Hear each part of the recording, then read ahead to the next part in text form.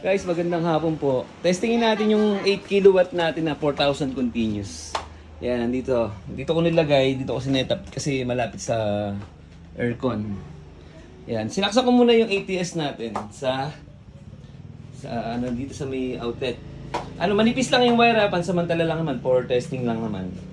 Check natin yung itong inverter natin na 4,000 continuous. Yan, meron tayong battery na LiPo4 na 160 Ah lang. Nung na-charge ko to kanina, hindi to nag 100%, nasa 86% lang.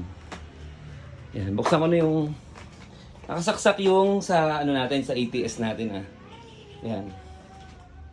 Sasaksak ko itong aircon. Ito. Yan ah. Bigyan ko ng extension. Yan, nakabuhay na yung ATS doon sa outlet. Yan. Yan, nakasaksak na siya. Buksan ko na yung aircon natin. Lagyan na natin sagad na natin sa 16. Ayan po. Ito kwarto to ng anak ko. Yung anak kong babae kasi wala siya dito ngayon. Nasa trabaho po siya. Kaya ginulo ko muna yung kwarto niya. Yan, may watch siyang mahina lang na pala yung watts na ito. Pero lalakas to kasi pag umandar yung ano niya, compressor niya. Pero iangat ko na yun sa inverter para pag andar nung compressor, yung inverter ang ano. Ito sa ano ah.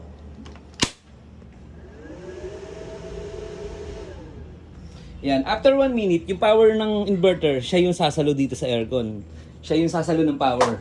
Mawawala si ATS kasi ang priority natin dito si solar. After 1 minute yon. Iilaw tong dalawang pa na yan. Yung dalawang pa na yan, iilaw yan pag si solar na yung nagpapaandar. Yan, may switch naman yung ilaw doon, naka-on naman siya. Ayan. Hintayin natin saglit, ilang segundo lang naman yun. Yan, may 740 watts. Hintayin natin si solar. Wait lang po ah.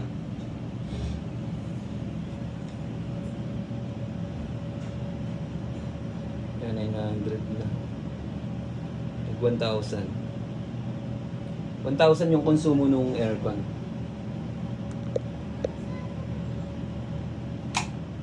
Ayan, si ano na yan? Si inverter ng nagpapatakbo nung ano ng aircon na yan. Naka 16 yan ha. Ang voltage ng battery natin 26.5. Yan, tatanggalin ko si ATS.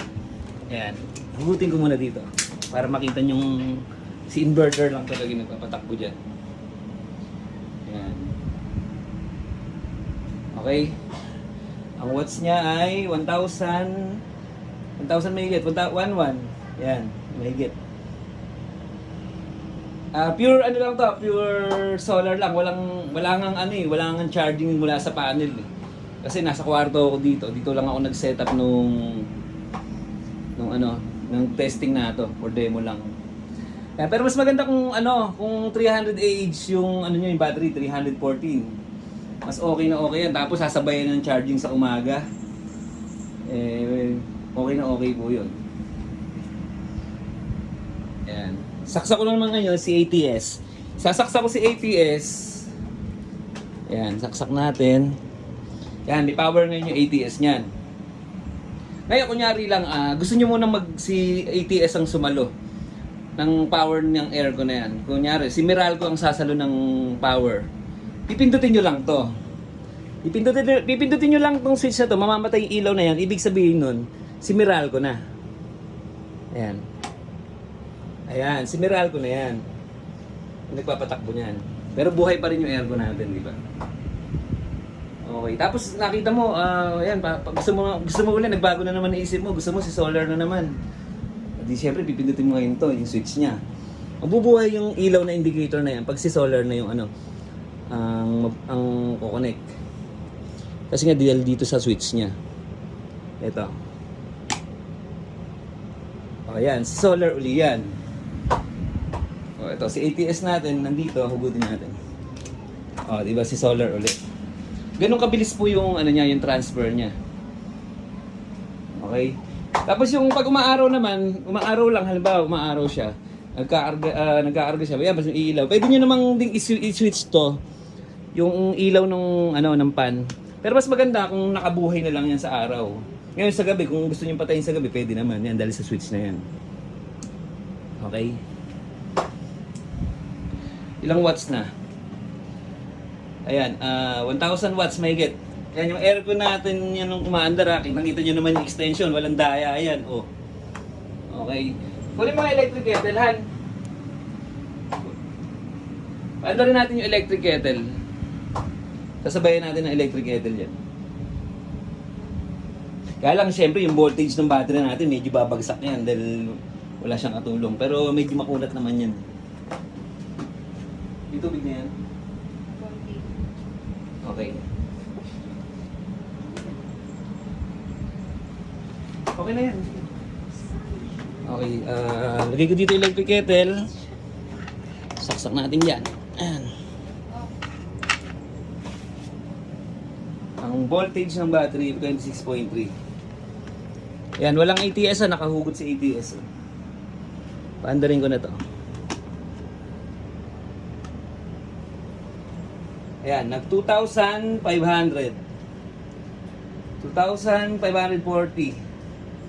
Sabay sila nung electric kettle tsaka tong aircon na to. Ang voltage ng battery natin naging 25.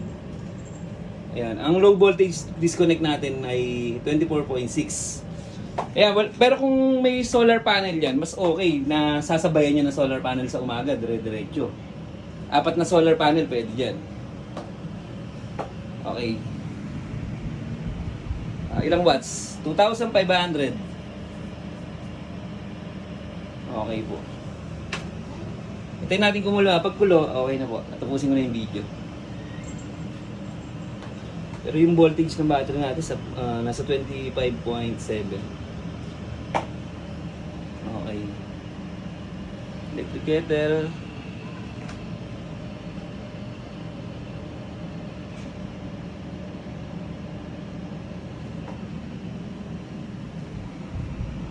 Yan, medyo malamig na dito. Pero nakatodo po yan number 60 na. Yan, medyo kumukulo na siya. Hintayin natin mamatay. Nag-automatic naman yung electric kettle na yan. Yan, sa kwarto dito. Nandito po ako sa kwarto ng anak ko. Anak, sorry yan. Nagulo ko yung kwarto mo. Yan, kumukulo na. Okay.